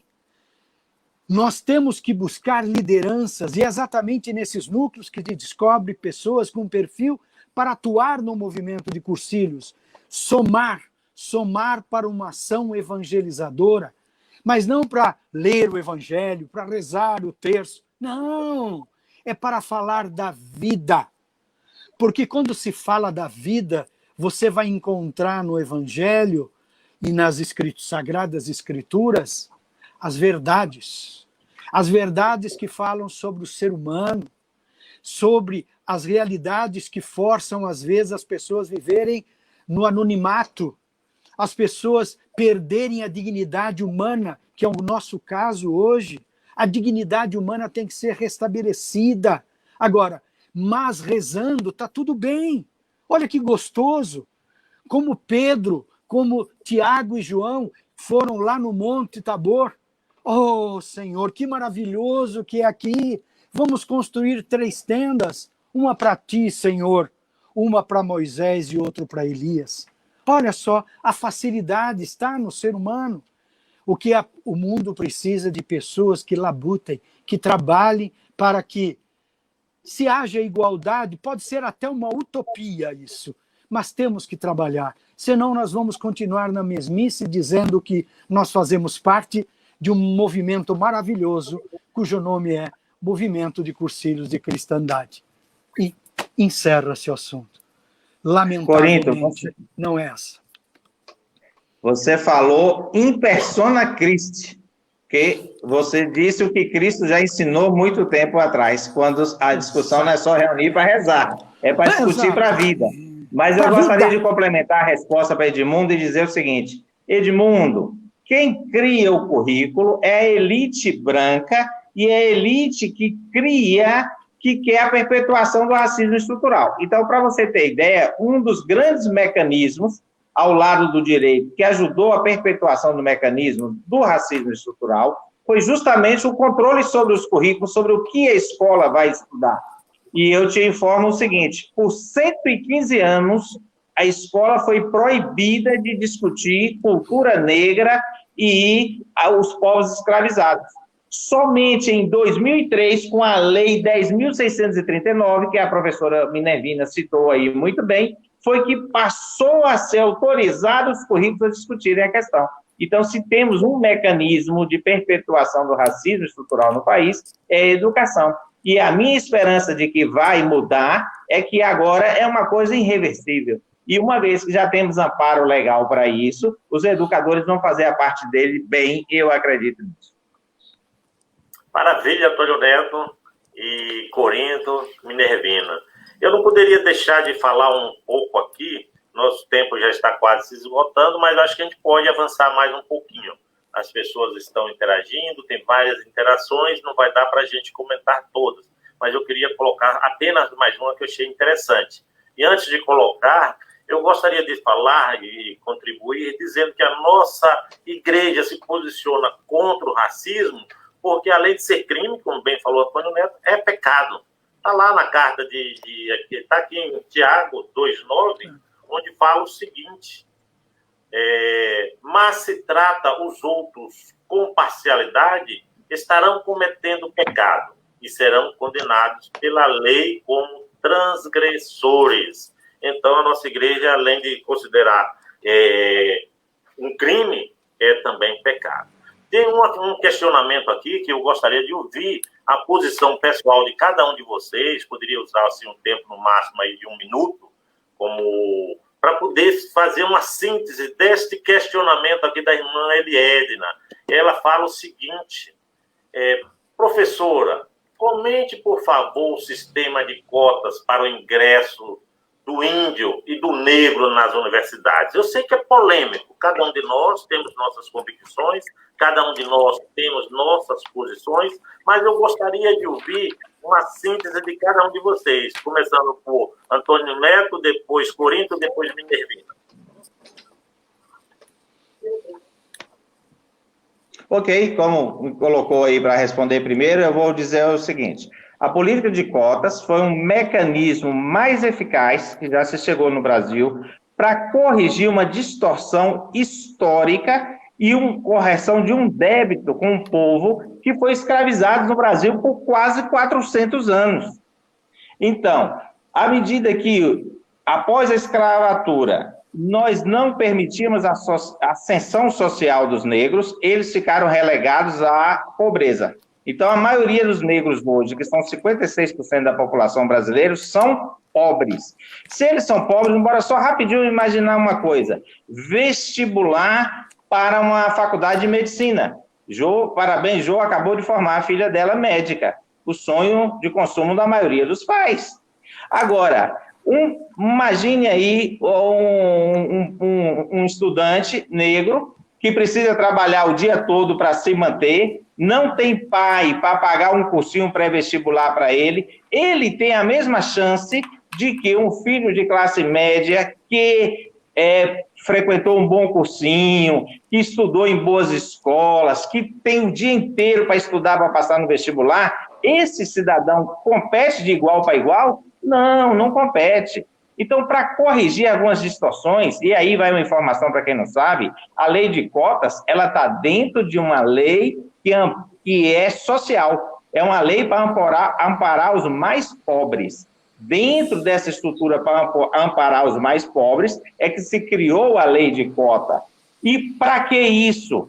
Para que nós possamos ter mais negros na sociedade, como médicos, como juízes, como promotores, ocupando espaços de poder. Porque um dos fatos de perpetuação do racismo estrutural é o fato de que a maioria dessas profissões, que são chamadas profissões imperiais, elas são ocupadas por brancos, por filhos de brancos, que trazem toda essa carga de preconceito, por brancos que nunca sofreram racismo e que não acreditam que existe racismo. Então, para que haja uma ascensão social de uma classe menos privilegiada economicamente e que é prejudicada racialmente, é que se criou a política de cotas, e é a mais eficaz que existe para a correção de um débito histórico que nós temos com os negros que fomos escravizados por quase 400 anos nesse país.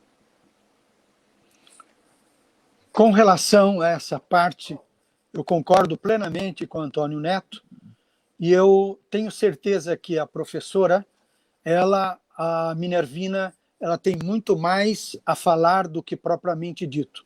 Eu gostaria até de passar a resposta para ela e depois eu complemento com aquilo que eu tenho por colocação para finalizar. Vamos lá, dona? Vamos lá, professora? Sim.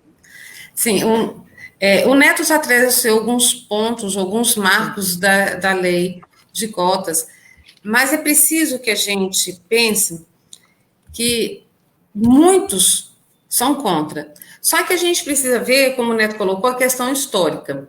E muitos brancos, muitas pessoas questionam que a cota prejudica o próprio negro. Isso aí é uma questão tão irreal, porque se você observar, a grande maioria dos negros não tem acesso, só tem acesso à educação básica pública, que ele não é incluído nesse projeto de escola.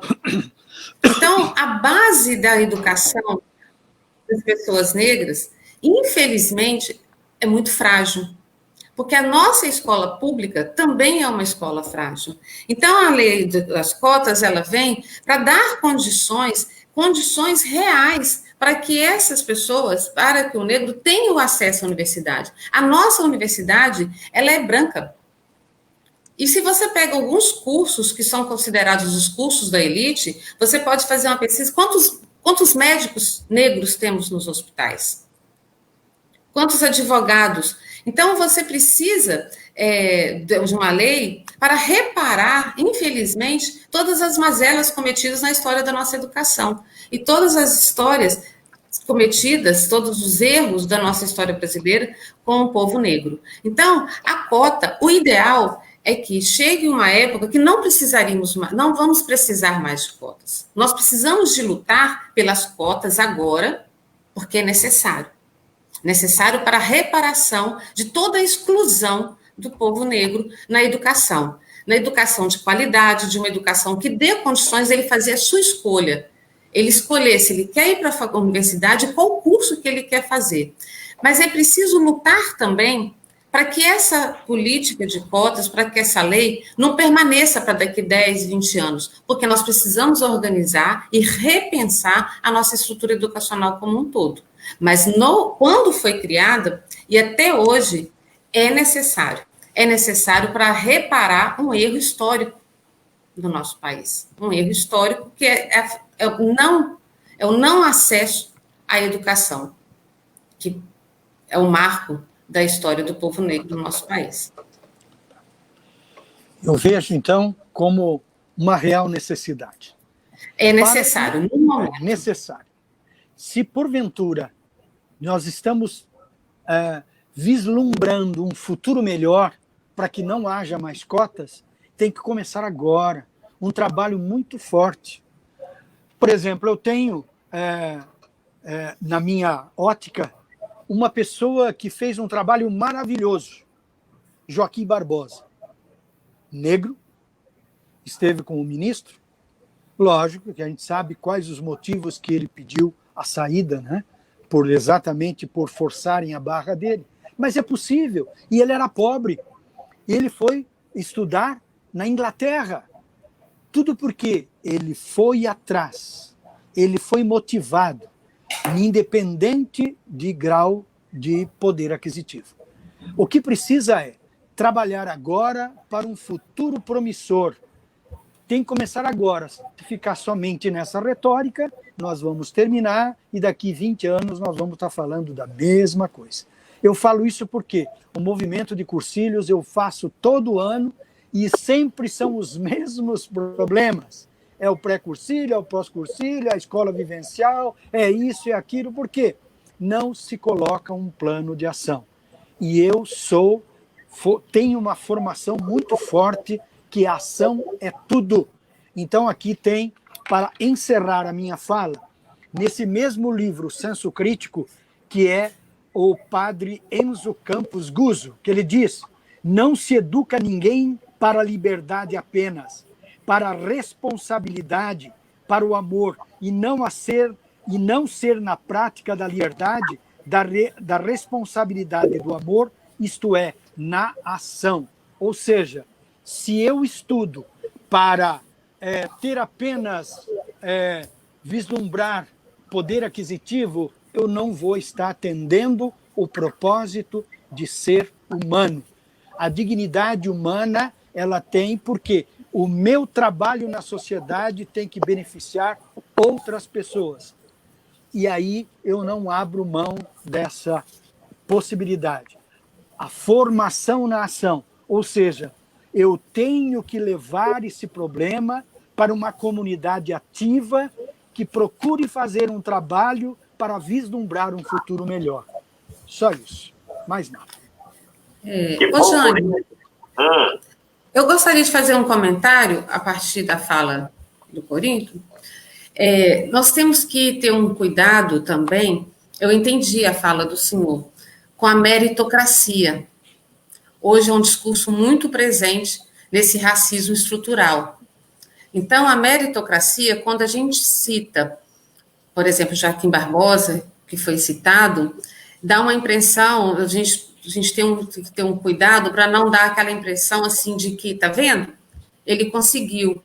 Então, por que precisa das cotas? Por que precisa dessa política da cultura negra, afrodescendente no currículo? Então, a meritocracia, a gente sabe que é um conceito que está muito ligado ao capitalismo, que você tem que correr atrás, é mérito seu. Então, os outros negros que não conseguem um sucesso, que não conseguem uma posição, que não conseguem um emprego, que não conseguem concluir o ensino médio, não podemos ter esse olhar de meritocracia, porque o que precisa é um Estado, uma educação que dê a todos as condições necessárias para o estudo, para a formação, para o trabalho. Então, nós temos, sim, alguns negros que têm o seu destaque, que chegou, que fez a universidade, que fez a sua escolha. Não foi obrigada a fazer o que a vida empurrou. Nós temos que ter condições, o Estado precisa dar condições, a escola precisa dar condições para que cada um possa seguir a sua escolha. E não ter um discurso da meritocracia, que hoje está muito impregnado nas nossas falas no cotidiano. Isso aí é um racismo reverso, porque se quiser, consegue. Olha tantos que tem. Né? Então, é uma estratégia até do capitalismo e do racismo estrutural para justificar por que não precisa das cotas. Que bom, Minervina. Estamos, assim, com vários questionamentos, mas em função do tempo, já agora 21 horas e 12 minutos, a nossa escola, a gente já está assim, praticamente chegando ao final, mas ainda temos os avisos diocesanos e temos ainda a leitura do Evangelho com a reflexão para finalizarmos. E eu gostaria já de antecipar, agradecer a presença do nosso vice-coordenador nacional. Temos aqui no nosso sede vários elogios aos três, Saúla Vasconcelos elogiando, está o Mairi presente aqui, eu vou trazer aqui Mairi presente, porque Mairi é minha terra natal, isso fica no sertão da Bahia, ou seja, a nossa escola vivencial chega a Rondônia, chega a Mairi, chega a Itabuna, chega a Eunápolis, chega em vários locais, em outras dioceses. Então, agradecer a sua presença, Corinto, a sua disponibilidade, seu carinho, seu senso de pertença pelo movimento de Cursilhos, isso é muito bom. Agradecer também ao Antônio Neto, sempre disponível, sempre que pedimos, ele sempre está contribuindo com a sua sabedoria, estudioso do assunto, estudioso da doutrina da igreja, da Sagrada Escritura, das Sagradas Escrituras e também da tradição da nossa igreja. E a professora Minervina, já é a segunda vez que está conosco, isso é muito bom, cursilhista, a gente precisa explorar mais ela, tem muita sabedoria, ela precisa estar mais conosco aqui nessa escola vivencial. Enquanto avisos que eu tenho que dar, avisos aqui, rapidinho, são dois avisos, já vou dando agora, porém, nós fizemos esse final de semana que o movimento não para. O movimento aqui é um verdadeiro movimento. Não paramos nem um dia durante a pandemia. Todas as terças-feiras tivemos escolas vivenciais aqui e todas as segundas-feiras tivemos também escolas vivenciais em Itamaraju, virtuais, claro. E neste final de semana, em Itamaraju, o setor diocesano de Itamaraju fez a sua assembleia setorial e escolheu a sua nova coordenação. Foram eleitos a Maria Neta e o senhor Artêmio Pinacé para o próximo triênio, que começa a partir de janeiro de 2021. Nós já realizamos também a nossa assembleia ordinária e agora, no final de outubro, a assembleia extraordinária, onde já também elegemos a nova coordenação diocesana. A nível de diocese, o nosso novo coordenador eleito é o Cid Chaves e o vice-coordenador é a Milena, lá de Itamaraju.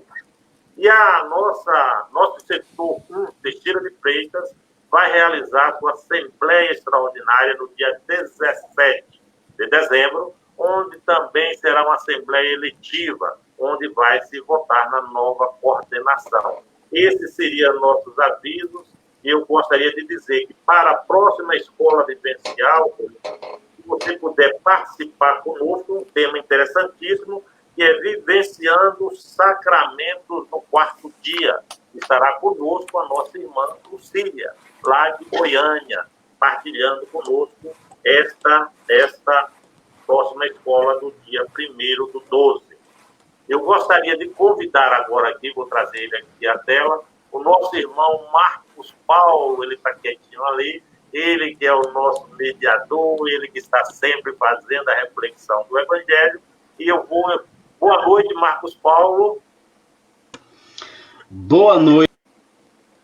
Bem, boa noite, Jô, boa noite, Antônio Neto, boa noite, Corinto. Que bom estar participando. Estava aqui quietinho, mas estava aqui, com o coração cheio de alegria pelo momento oportuno que o movimento de Cursilho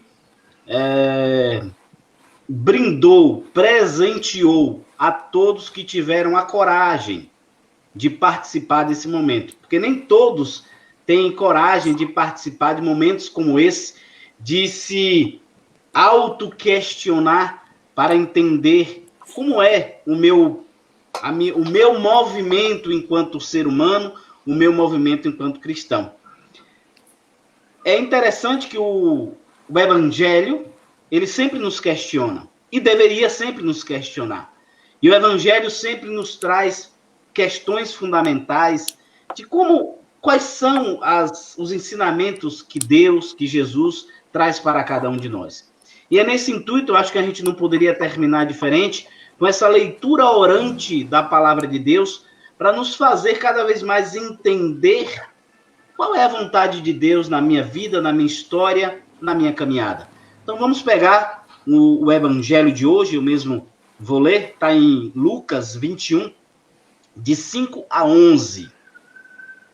Naquele tempo, como chamassem a atenção de Jesus para a construção do templo, feito de belas pedras e recamado de ricos donativos, Jesus disse: dias virão em que destas coisas que verdes não ficará pedra sobre pedra, tudo será destruído. Então o interrogaram: mestre, quando acontecerá isto? E que sinal haverá para saber-se que isso vai se cumprir? Jesus respondeu: vede que não sejais enganados. Muitos virão em meu nome dizendo sou eu, e ainda, o tempo está próximo. Não sigais após eles.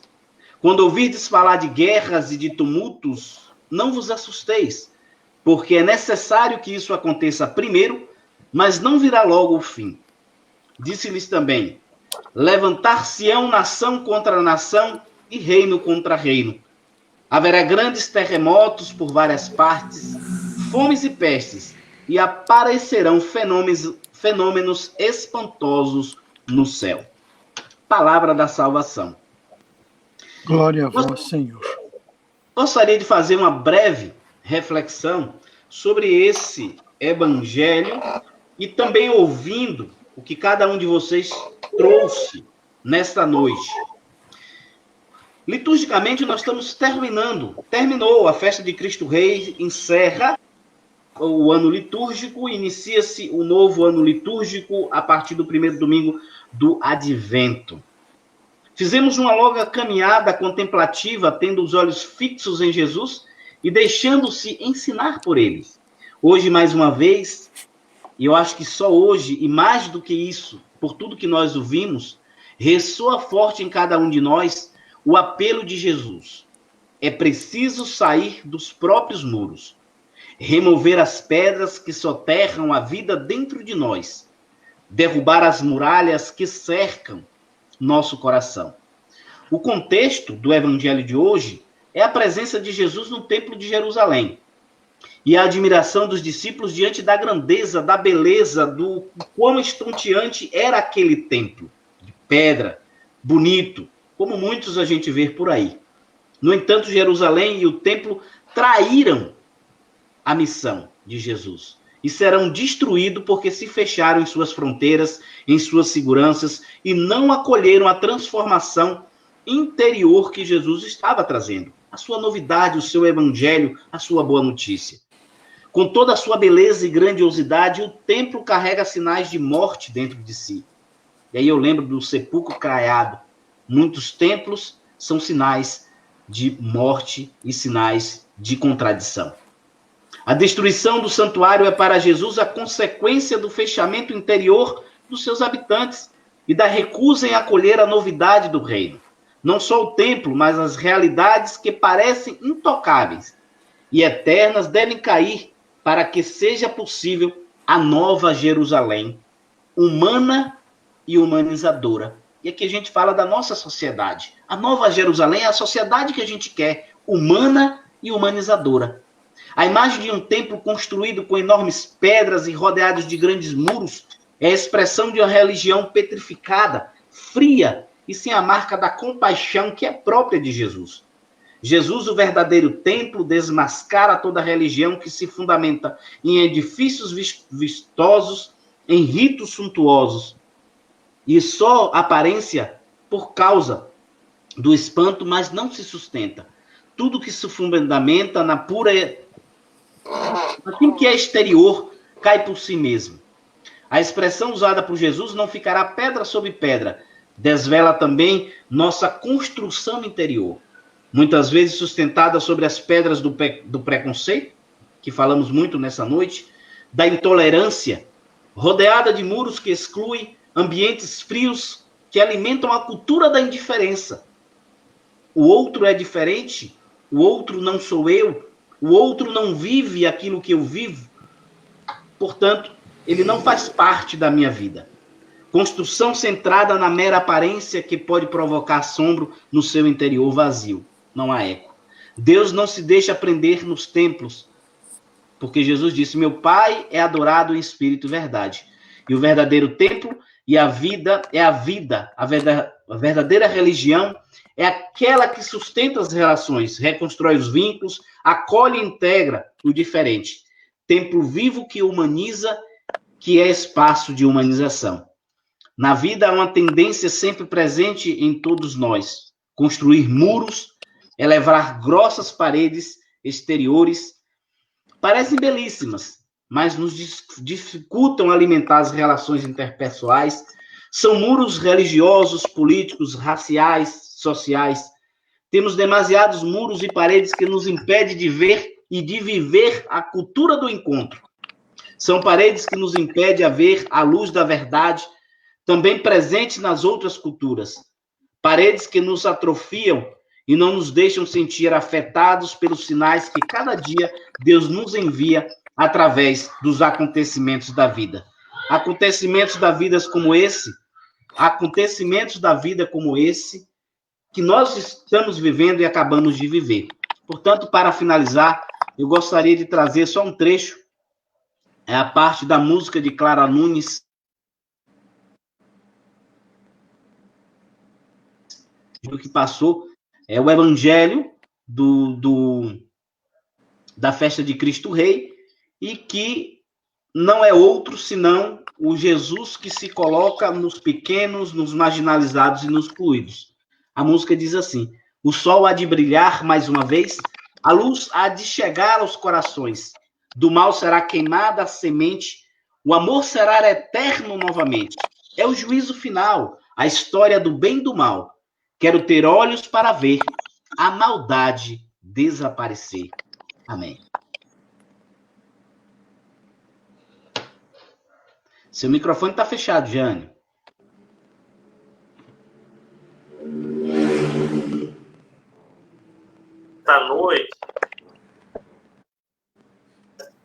Nesta noite a gente pede orações ainda também pela nossa a mãe, Dona Linda, a mãe de nossa irmã Célia Andrade, de Tamaraju, que encontra-se internada, ela está com Covid-19, está em estado grave, a gente pede orações por ela. Pedimos orações também pela família do nosso irmão Alessandro Spinasec, seu pai faleceu a semana passada, e que Deus possa confortar ele e toda a família.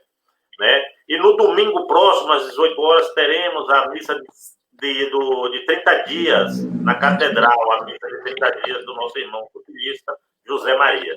Então, Antônio Neto, Corinto, a gente agradece a vocês, Marcos Paulo, agradecemos a vocês também. Se vocês quiserem fazer as considerações finais, a gente ouve e depois estamos por encerrada a nossa escola vivencial.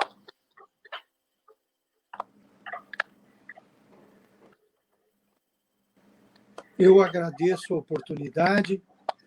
É certamente um assunto polêmico, mas vale a pena, porque às vezes a gente acaba ficando no seu mundinho próprio, correndo atrás das suas dos seus objetivos e acaba esquecendo das outras pessoas, dos excluídos. E como eu trabalho em comunidades ambientais, comunidades de pessoas de baixa renda, eu sei muito bem o significado de exclusão. Tá? Eu não sou uma pessoa que fala apenas do que ouve. Não, eu faço parte de comunidades que trabalham com pessoas de baixo poder aquisitivo e eu sei o quanto é difícil você acompanhar e ver as dificuldades para a sobrevivência nesse país.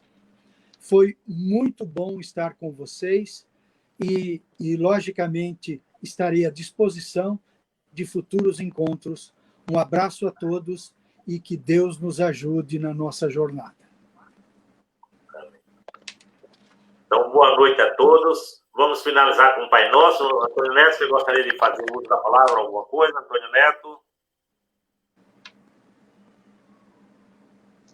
Eu agradeço a atenção de todos vocês e, Corinthians, foi uma satisfação estar com você e a professora Joseli discutindo um assunto tão importante.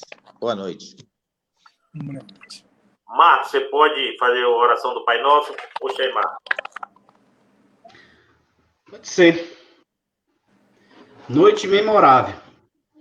Oxalá que logo após e depois outros possam entrar e rever os conceitos que foram discutidos nessa noite e que o bom Deus possa nos ajudar cada vez mais a sermos comprometidos com sua causa, a causa do Evangelho. É urgente voltarmos àquilo que Jesus nos ensinou. Pai nosso, que estás no céu, santificado seja o vosso nome, venha a nós o vosso reino, seja feita a vossa vontade, assim na terra como no céu. O pão nosso de cada dia nos dai hoje, perdoai as nossas ofensas, assim como nós perdoamos a quem nos tem ofendido. E não nos deixeis cair em tentação, mas livrai-nos do mal. Amém. Uma boa noite a todos e vamos encerrando mais uma escola vivencial de formação virtual. Boa noite.